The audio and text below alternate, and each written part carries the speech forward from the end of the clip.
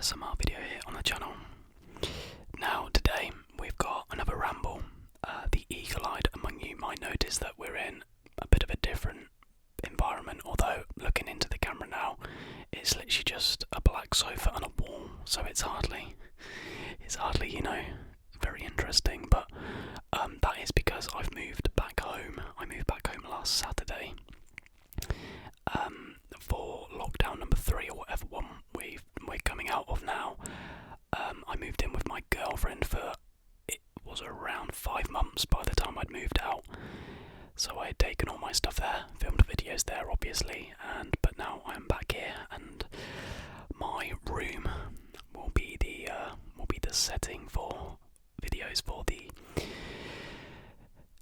future. So the last time I think I sat in this position was when I did my ASMR story, my experience with ASMR, and that was probably nearly half a year ago. So we're back. We're gonna chill because the topic of the video, as you can tell, it's a somewhat sensitive one.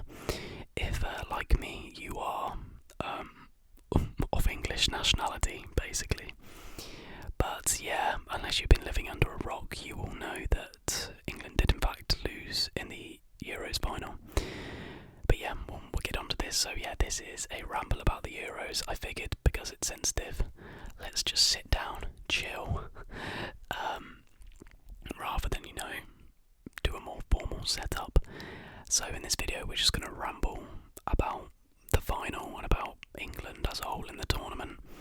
And then we're going to react to my predictions, my group predictions. And I can't actually remember yet what I actually guessed and how close or far away I was. So we'll be seeing that for the first time together. So, but anyway, that game, that bloody game. I fear it will always be the one that got away from us, won't it? But full credit to Italy, you have to say, on the balance of the tournament, Italy were the best team by some distance, in my opinion. Many teams didn't really turn up. France didn't look convincing. Germany definitely didn't look convincing. Portugal looked alright, but nothing special. Whereas Italy just looked.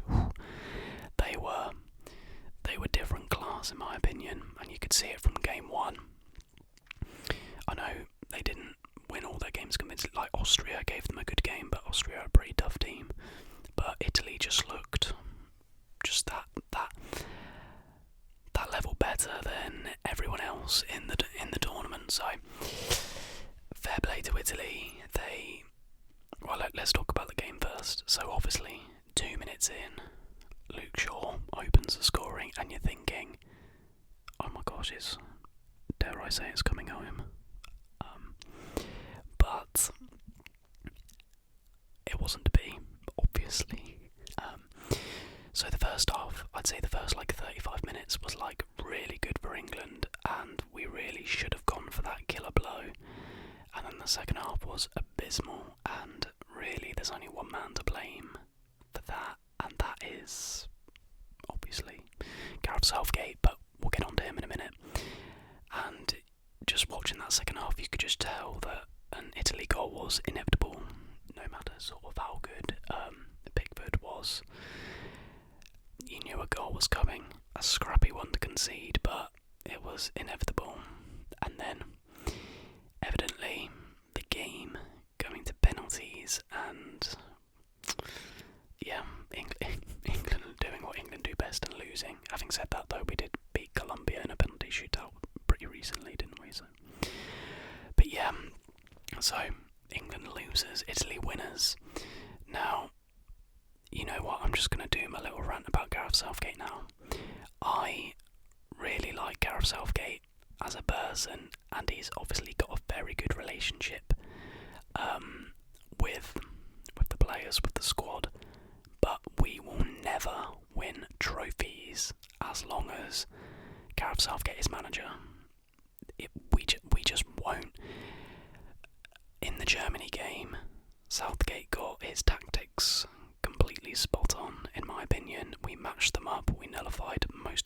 threat, and that's why we won the game, so I've got to give him credit there. But realistically, we didn't have a difficult road to the final bar the Germany game. We couldn't even score against Scotland, we scraped through, but the fact we've won games papers over Southgate's shortcomings as manager, in my opinion. We won't win a trophy with him as manager, and you can clip that up and use that when we win the World Cup next year. Fine, whatever. I'd love him to prove me wrong, but I personally don't think he should be manager for the World Cup. I think we need somebody fresh. I have no idea who we'd have instead, but some of his decisions in that final, like Declan Rice was our best player by far, just take him off. Why not? Like, he was pretty much, like, don't get me wrong, Phillips was doing a great job as well, but Rice was breaking up the Italy play so well. But Gareth was like, nah, you know what, off your pop.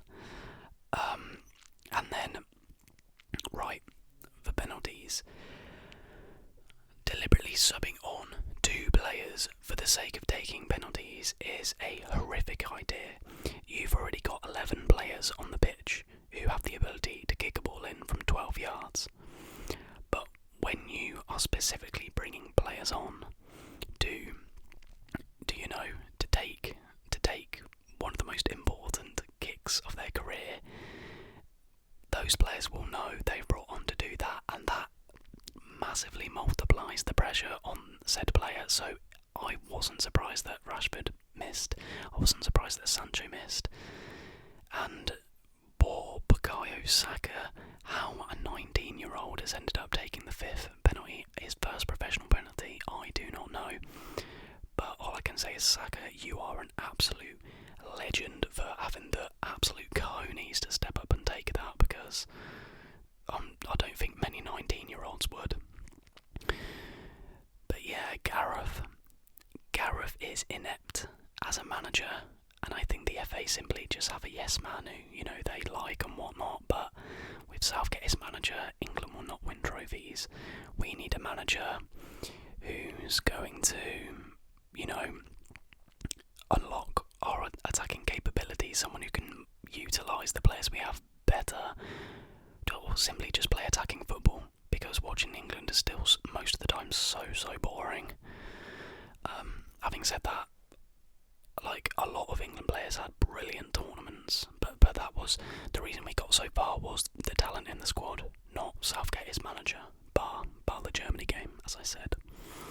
But yeah, Shaw, great tournament. Maguire, great tournament. Pickford was our player of the tournament, easily. Sterling, brilliant. Kane scored goals, but yeah, wasn't great. Declan Rice, brilliant. Calvin Phillips, amazing. Carl Walker, like, so many really good performances. I've probably missed obvious one, but yeah. And then players like Saka giving their all. Like, I wasn't that impressed with the way he played across the tournament, but like, you could see it wasn't for a lack of trying kind of thing. But yeah, Southgate has to go, in my opinion. But do let me know down below what you think about Southgate. Who would you want as England manager if Southgate was sacked? I don't really know if there's anyone good available. And would I have a foreign manager? Don't know.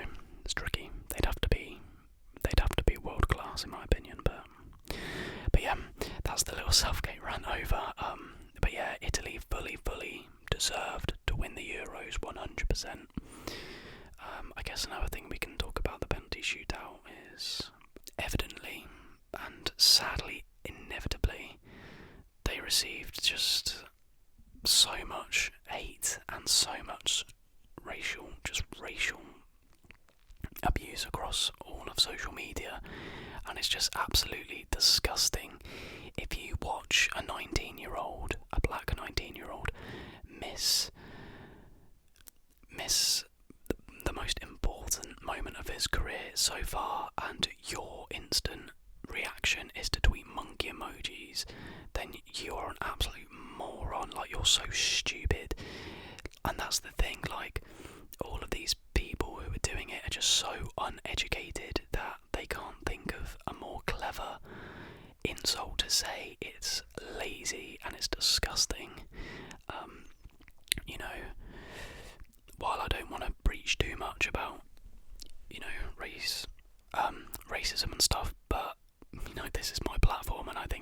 massively important we talk about it, because as a white person I can't even begin to comprehend what it must feel like to be like a victim of that. So I'm not gonna, sit here and pretend like I know how that feels. But what I can say is it's just embarrassing.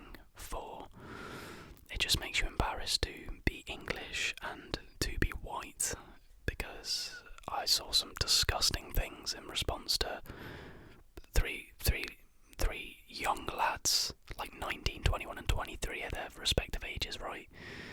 Some horrific things in response to some young lads who didn't kick a ball into a goal. Do you know what I mean? Because ultimately, when you boil it down, that's all it is.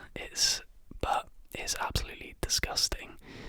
I don't want to go on about it too much longer, but yeah, it just, at the moment those three missed, I just feared the worst, and unfortunately the worst is what happened on social media, and something has to change. There has to be some level of sort of accountability, and that's what I would say about the English fan base. And don't get me wrong, those doing it are probably a very loud minority. They're just, like I say, a very loud group.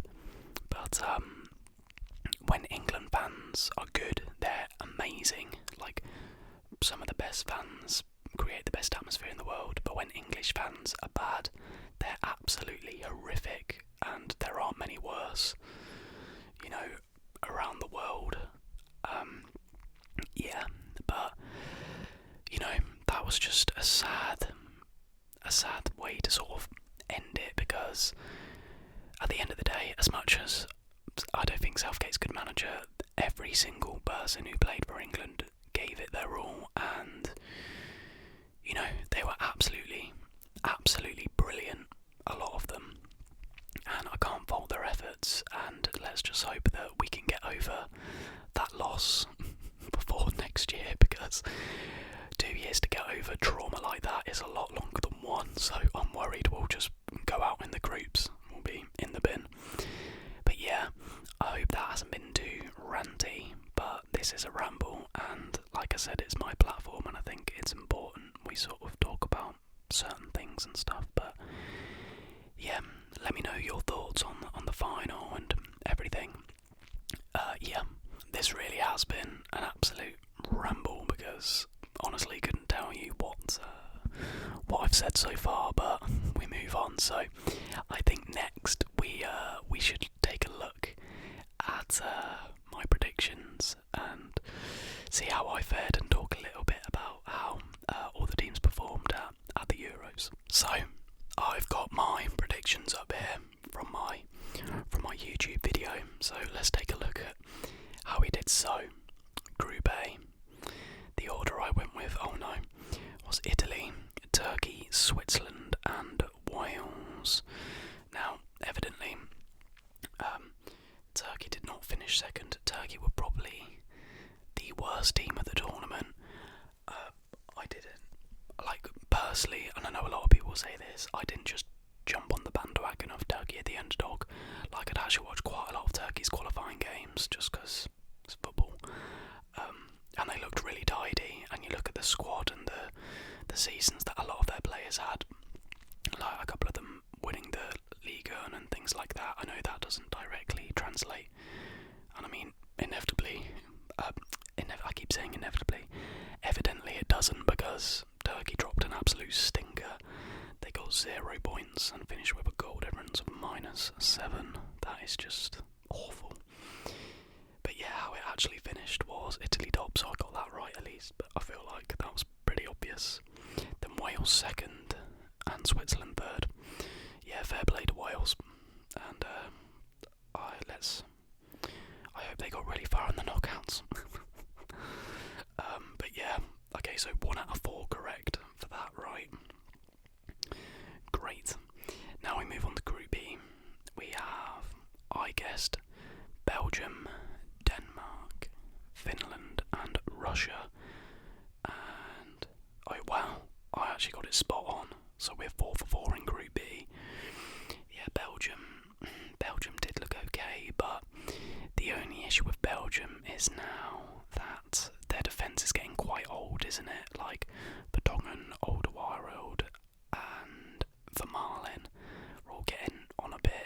is just that worry. Are the youngsters coming up to replace them good enough? Probably not. Like, I don't really rate Boyata that much, but... And then Denmark, I mean... I said after the Christian Eriksen thing, which, by the way, was one of the most horrific things, like, I was out for a meal in Birmingham, so I wasn't even watching the game, and then I just seen all these things on Twitter, and I literally like nearly started crying. Like, it's one of the scariest things I think I've ever seen on a football pitch. But thank God he's, you know, okay and recovering and stuff. But that really made me really root for Denmark, because the way they conducted themselves and stuff was just like incredible.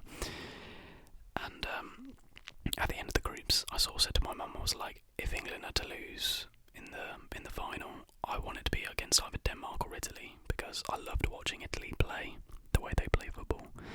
And then Denmark had a great sort of cause, a great rallying thing driving them on. But yeah, so Group B we got spot on. Russia were bloody awful, like such a slow, sluggish team. Now my Group C prediction. I went Netherlands, Austria, Ukraine, North Macedonia, and we got that one spot on as well. What the heck? Netherlands looked really good in the groups. Like, well, their games were exciting. They don't look too defensively sound, but going forward, they're great.